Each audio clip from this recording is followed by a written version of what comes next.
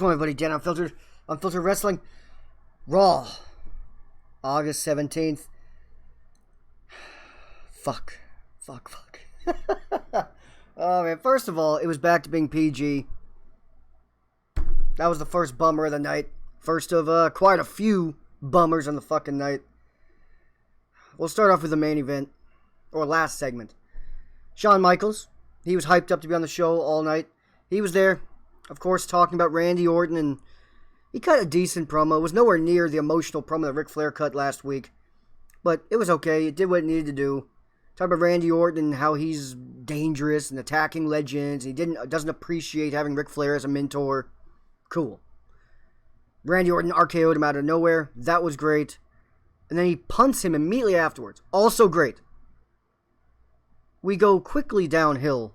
Drew McIntyre runs to the ring to make the save. WWE is clearly trying to correlate Drew McIntyre and these legends. Whatever. Orton hightails it out of the ring. And Shawn Michaels is basically just getting up. What? You got punted, homie. Sell it. The punt is like the most devastating WWE move maybe ever. In terms of, you're out. You're done. It's over for months. Usually. At least weeks. Ric Flair got stretchered out last week. Shawn Michaels sat up and asked for a bottle of water. What the fuck? No. When you get punted, just play dead. Just act dead for a while. That's it. He immediately was getting up. And he sat up in the corner as if it was just the RKO. No. You got punted. You should be out of commission. We shouldn't see you or hear from you for weeks. Yeah, whatever. That's just the beginning. And then,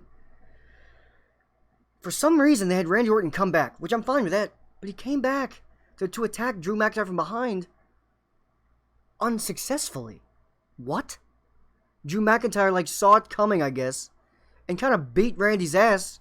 So then Randy gets knocked outside the ring. About 30 seconds pass. Randy does it again, but this time he RKOs him. And Todd Phillips screams, "You'll never see it coming." SummerSlam tagline, for Christ's sake. But why have the unsuccessful one in between? Because then I saw it coming. He came back. It failed. And then he came back again. No, just after the punt and he leaves and it looks like he's left, we should just get an RKO on Drew McIntyre out of nowhere. Instead, he got thwarted and then came back a third time. That was stupid. Just RKO his ass. Please. It's not that difficult. But overall, that segment didn't bother me. It was nitpicky. HBK, come on, man. You're better you know better. It's a punt. That's a devastating maneuver. Sell it. Please. Please. You're retired, too. It's not like you're in your prime. Did you see Adam Cole sell Pat McAfee's punt on NXT a couple weeks ago? Good Lord. He looked like he died. That's what you're supposed to do. He sold it beautifully. Pat McAfee looks like a fucking threat for some reason. Nice job, Adam Cole. Anyway, the show started off with, the WWE's then, now, forever shtick they always do. Hacked by Retribution. It looked all computery and digital and fucked. Cool. This is what we're doing with these guys? This is it? That's the carnage? You messed with the production team? And it showed them with bats beating up Kevin Dunn and all of them. That part was great. That makes them look like baby faces. Kicking the production team's ass. Fuck. I think everyone's all for that. Then Drew McIntyre was cutting a promo, his mic going in and out because of the production from Retribution. Whatever. It was, They gotta do something with Retribution. They have to. Last week was the best they've looked, and that is a very low bar. And now they're back and they're just doing nothing. And after this opening segment, I don't think they did anything else the rest of the show. They were just gone. Okay. Alright. Whatever. First match tonight, we had Apollo Crews versus Shelton Benjamin with a stipulation that if Shelton Benjamin loses, MVP's boys can't be at ringside at SummerSlam. Of course, Shelton Benjamin lost. Cool. Who cares? I still understand why it's MVP and not Lashley going for the U.S. title, but who knows? More on that in a minute, by the way. Angel Garza fought Ivar of the Viking Raiders. Ivar lost from a brief distraction in yet another who gives a shit match of the night. The only thing that mattered here was after the match. There was a little segment backstage where Dawkins had video footage of Zelina Vega. It showed her standing over Montez Ford's cup, but didn't actually show her doing anything to it. It's heavily insinuating that she's the one who poisoned the cup. It better not be her. For fuck's sake, I'm changing the fucking channel so quick if it's her. That's not how mysteries work. Any good mystery, you never let it be the obvious person. That's stupid. She's supposed to be the herring. You know what I mean? Isn't it like a gray herring or something? The red herring. Where that's who you're supposed to think it is, but it's clearly not gonna be.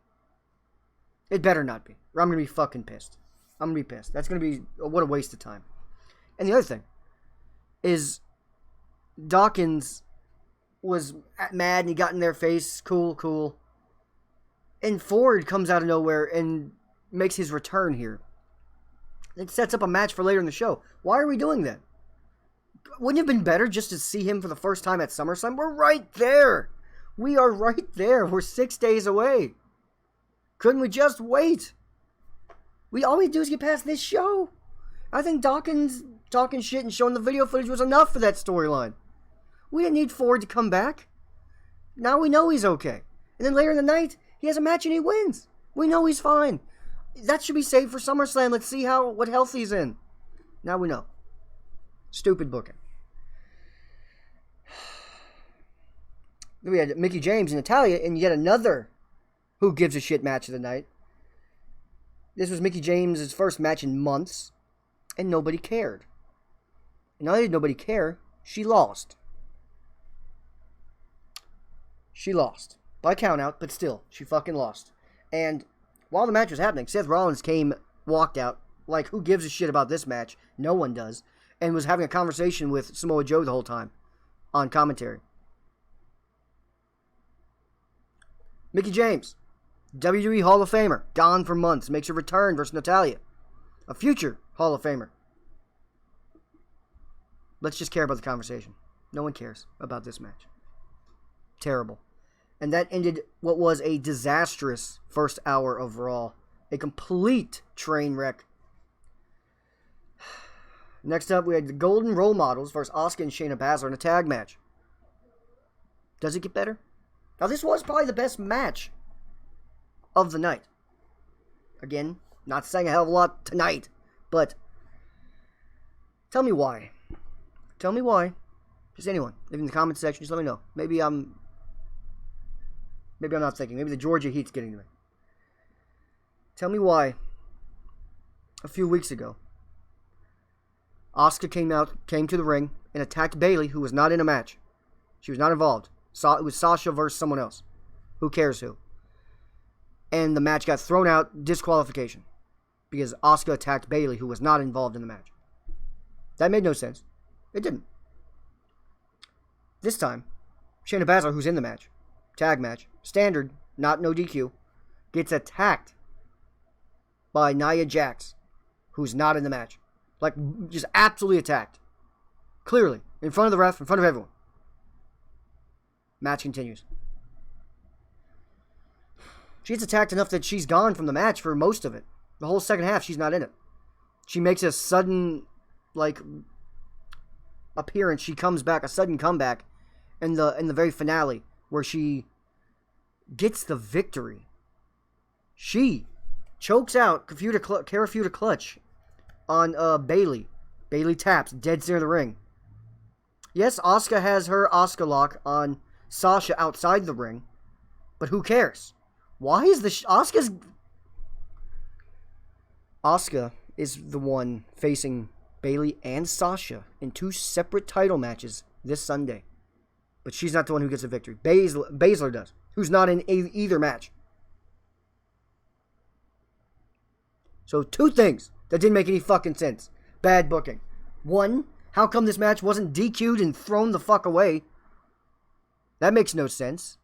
And 2, why the fuck? If you're going to have a tap out, why can't it be Asuka tapping Sasha out in the middle of the ring and Baszler choking out Bayley outside the ring? The number 1 contender is the one who it didn't matter in the finish? What?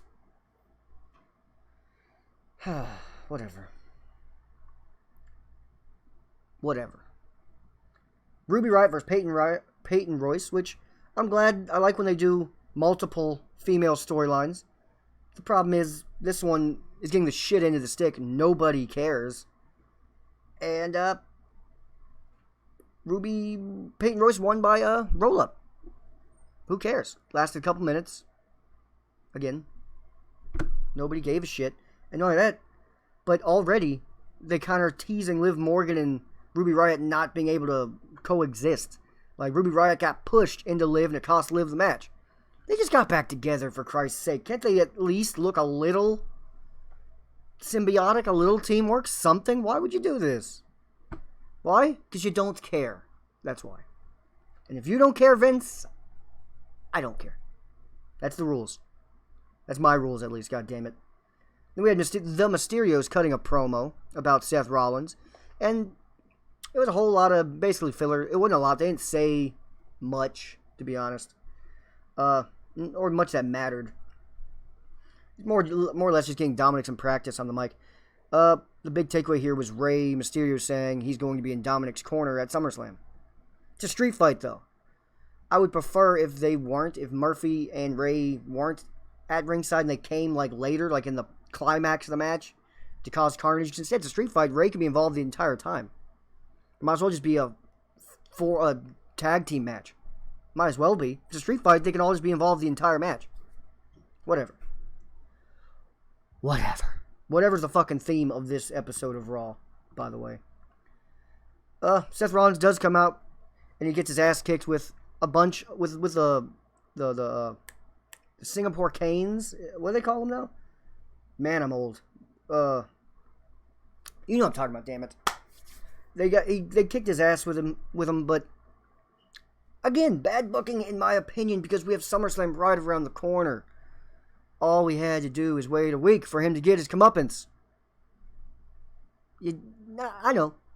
50-50 booking means Seth's going to win at SummerSlam. And I have no problem with him winning at SummerSlam. He probably should win at SummerSlam. But you want a villain, especially as heinous as his character has been the last few months.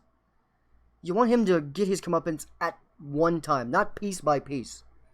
It loses all momentum. It doesn't have the same feel to it. So, whatever. Again. Oh, Kendo Stick. Singapore Cane. Was it Steve Blackman? Fuck.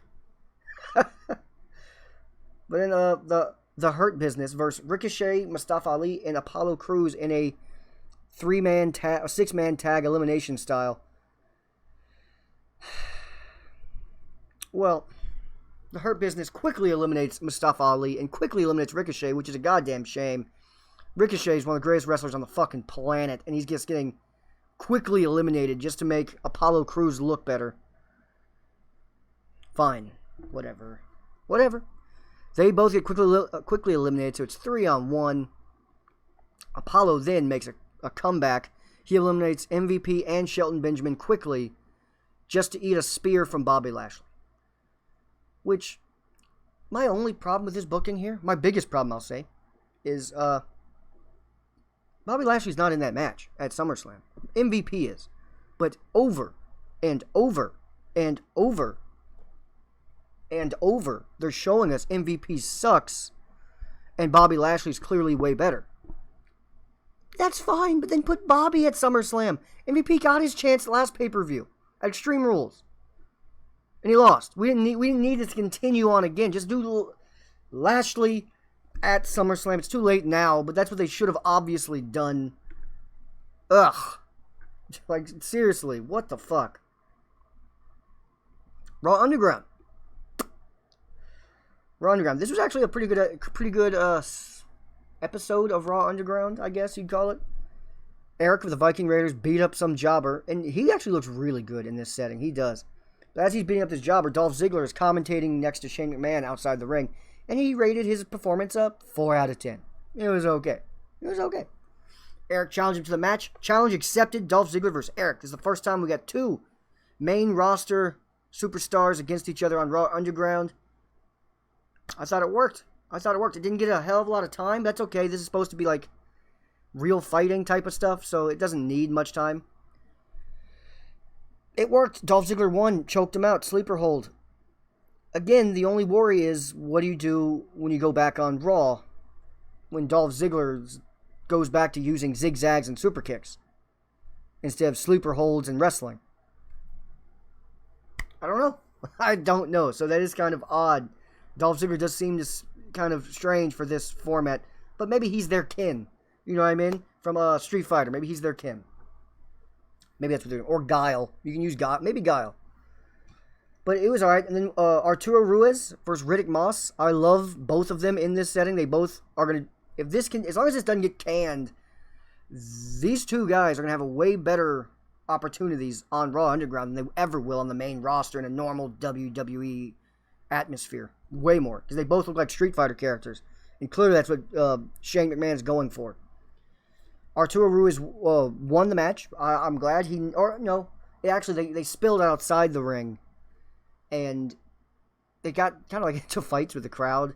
And Shane stopped it. No contest. I hope that's setting up a feud between them. And not just continuing next week with just random other opponents again. Let's build. Let's start doing this. Let's start actually setting up feuds. Arturo versus Riddick Moss is a good feud. For Raw Underground. It's a good feud. And then we had Marina Shafir making her debut on Raw Underground. And she also fits beautifully like a fucking glove down here. And she beat up a jobber. Her and Jessamine Duke are beautiful down here. She beat up a jobber. Then afterwards, Nia Jax kind of took them both out. Shayna Baszler appears. Which, again, I'm not a big fan of you being on both in the same episode. I want it to feel like 2 separate worlds. Not that she just knocked and went downstairs afterwards. It's kind of weird. And it looked like we were going to get a Nia Jax for Shayna Baszler match down there. Which I was actually low-key excited for. I was like, oh shit, this might actually be interesting. Nia Jax walks out. Match never happens. Great. But I am kind of looking forward to that if they continue to do it. This is definitely the best Raw Underground has looked so far. It is. Whether you love it or hate it, even if you hate it, I would just say give it a little bit of a chance. This is actually kind of working at the moment. It's not that bad. It was definitely, to me, the best thing on this fucking show. It was the only thing I really didn't have a gripe with. Except for Shane. Shane being there still pisses me off. He just doesn't fit at all. But besides that, what they actually did was pretty good. And like I said, Montez Ford had a match versus Andrade. He wins with the most devastating finisher in WWE history. The surprise roll-up. Got the 3 count. Andrade lost. Montez gets a win. I don't understand why I do this right before SummerSlam. All you had to do is fucking wait. And Bianca Belair, Montez Ford, and Dawkins should be way more upset about this than they are. It feels like a normal feud. It does. It feels like a normal tag feud. When somebody attempted murder on Montez Ford. Whether it was Zelina Vega or not, they think it's Zelina Vega. That's enough. They should be pissed. Instead, they're like, it's like a normal pissed. A normal WWE tag title pissed off feud. No. They tried to kill you. You should be much more upset. Like, he should have returned to the steel chair and beat their asses. If he's going to return here before SummerSlam, it should have been with a weapon and pissed. That's all. And then the main event was, like I said, Shawn Michaels not selling a punt whatsoever. Fuck. And this episode of Raw gets a fucking D. Yes, a D. Fucking D. And it deserves every pixel used in this letter D right here. And that's just being nice. The other thing I'm meant to not be a fucking F. Fucking, you should be a fucking F. The only reason it's not is because Raw Underground was better than it has any right being. It was pretty good. It was pretty good. That's it. It's the only reason. Besides that, it was a complete Disaster. Top to bottom of a show. You should be a fucking F. Let me know what you guys think down below. Good Lord. Damn. Not selling a punt. Not selling a... I don't care if everything else on the show is perfect. That no selling the punt would have dropped a whole letter grade of a show. Ugh. If you are still here, you are a real one.